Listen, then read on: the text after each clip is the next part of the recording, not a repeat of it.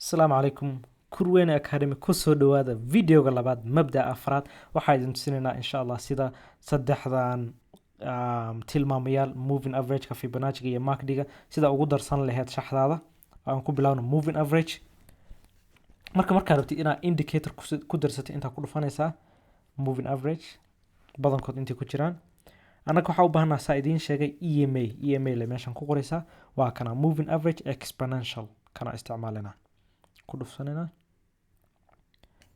laba jeer waa noo soo baxay hal mar le ku dhufana intaas kugu filan waa kana laba jeer ku dhufo marka annaka laba baa isticmaalnaa labo maalinlaha waxa u isticmaalaysaa labo waa midkan 20ga buluug baa u deynaysaa kalarkiisa mar kale ku darsano mar kale inaad ku darsatid EMA-ga ku dhufo waxa dhahdaa control iyo C ama control haddaa isticmaalaysa computer caadi control C waa copy garaynaysaa markaas waxaa leedahay control iyo V waa paste garaynaysaa haddaa isticmaalaysid macbook waxaa leedahay command iyo C markaas command iyo V marka mid cusub noo soo baxay waa kana laba hadda haysanaa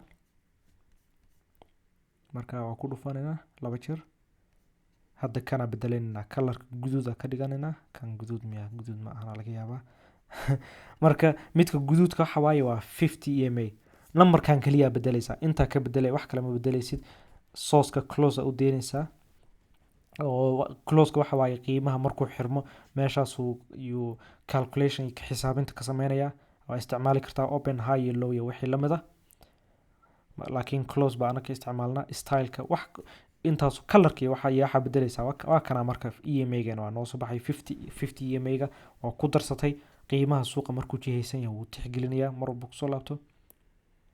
kusoo laabanaya waa kana labadaba midkood buu tixgelinayaa marka taas waa midka ugu horeeya waa EMA-ga sida ugu darsanaysid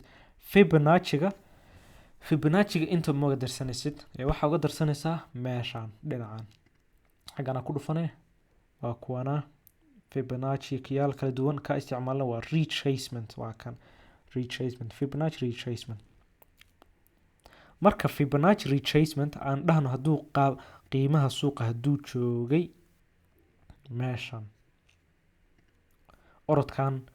orodkan buu soo sameeyay hoos u dhaca waxaan rabnaa marka inaan ogaano intee buu dib u soo laaban doonaa intaanan hoos u la raacin marka waxa sameynaysaa Fibonacci marka ku soo dhufsatid waxa ka soo bilaabaysaa meesha ugu sareyso yaa ku dhufanay marka ugu horeyso ilaa meesha ugu hooseyso sana leeyahay si numberada xaggan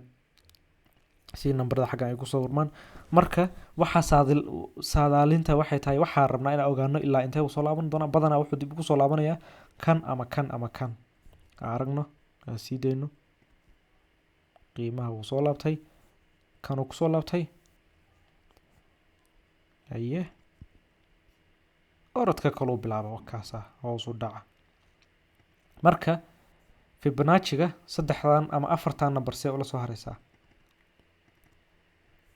waa ku dhufanaysaa style baa tegaysaa caadi ahaan waxaan oo dhan way taabsan yihiin nambaro badan haysanaysaa marka waxa sameynaysaa kuwaad u baahneen waa ku dhufanay kuwa u baahan tahay hal colorna ka dhigo haddii kale waxa dhan waxay noqonaysaa meel lagu ciyaaro sawir uma baahnid hal color ka dhigo badana aniga markaan isticmaalin waa iska dhili karaya ma isticmaalo waa iska tirtiraa marka Fibonacci-ga marka la idin tusiyo saa u isticmaashid afartan ama saddexdan ugu muhiimsan kan ana iskaga darsaday waxa sameynay laba jeer ku dhufo ama kan marka ku dhufatid meeshaan ku dhufanaysaa markaas waxa sameynaysaa kalarada inta ka bedbedelay saddexdan number la soo har kan eber dhibic 3.2 eber dhibic 6.8 iyo eber dhibic 5 saddexdaas ugu muhiimsan kan ana iska isticmaalo marka waa kaasa kan marka waa midka labaad waa Fibonacci kan ugu dambeeyo MACD idin tusiyo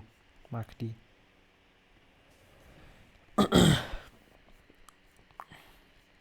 marka MACD-ga saa idiin sheegay wuxuu MACD indicators ku dhufanayna inta ku qoraynaa MACD waa kana marka MACD waxa saa idin sheegay hore in kugu sheegay waxa loo soo gaabiyay moving average convergence divergence.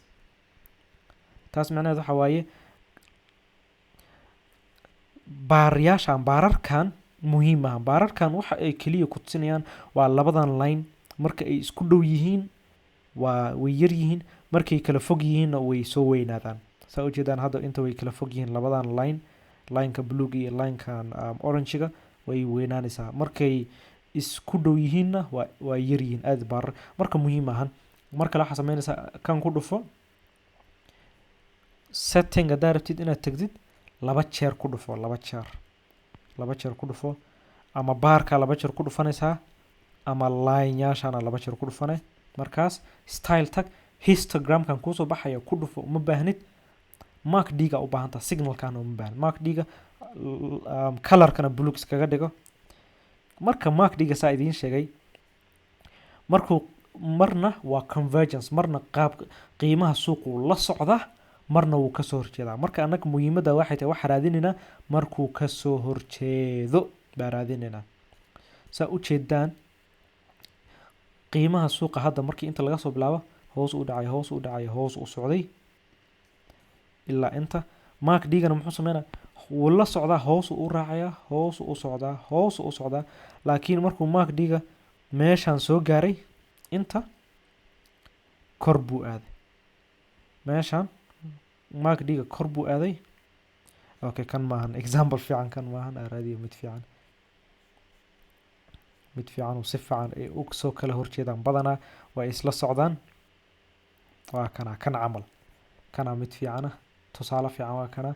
MACD-ga saa u jeedaan inta ilaa inta kor u socda.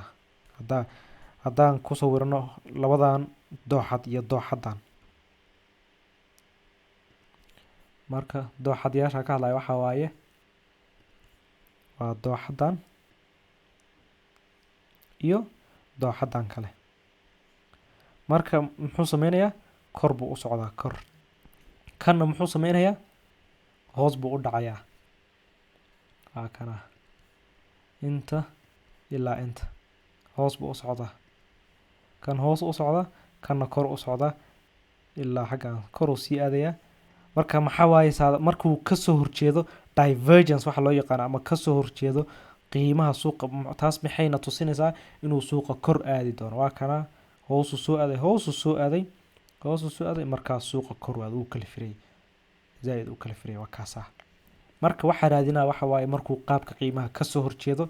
saa u jeedaan inta camal uu ka soo horjeedaa oo tan wuxuu qiimaha suuqa wuxuu sameynayaa lower lows iyo lower highs. laakiin MACD-ga muxuu sameynayaa higher highs iyo higher lows, higher high iyo higher lows. waana kaasa qiimaha wuu kala firay intuu ka kala firayay. marka MACD-ga intaas loo isticmaalaa. istiraatiijiyadda labaad si fiican uga sii hadli doonaa. aniga ma ku babadni waayahan dambe dhowrkii sano ugu dambeysay ma isticmaaleen, laakiin waa rabaa inaan idin baro. markii aad comfortable ku noqotaan si fiican u barataanna waad iska reebi kartaan. muhiim saas uma ahan. waxaa rabaa inaa kusoo gabagabeeya casharkan tilmaamayaasha muhiim ah. tilmaamayaasha waa xisaabiyaal, waxay xisaabinayaan qiimaha suuqa. waxaa ka muhiimsan qiimaha suuqa iyo wuxuu kuu sheegayo intii aad isticmaali lahayd tilmaamayaal badan oo xisaabinayo qiimihii suuqii hore lasoo dhaafay. waxaa rabtaa inaad mar walba arki kartid qiimaha suuqa, baratid suu u socdo, suu u dhaqdhaqaaqayo, patternska iyo qaababkuu sameynayo, waxaasoo dhan inaad si fiican u barataa rabta. intaad si fiican u baran lahayd muxuu ahaa moving average MACDs iyo Fibonacci iyo indicators tiro badan iyo muxuu ahaa RSI iyo waxyaalahan tirada badan intaa baran lahayd, waxaa ka muhiimsan adoo si fiican u barto qaab qiimeedyada qiimaha suuqa, seebuu u dhaqmaa, seebuu u socdaa, xageebuu badanaa ka kala fireeyaa, qaababkeebuna tusiyaa, shumacyada, waxaasa kasii muhiimsan. casharka intaasaan rabaa inaan kusoo gabagabeeyo. khayr badan baa idiin rajinaya walaalayaal.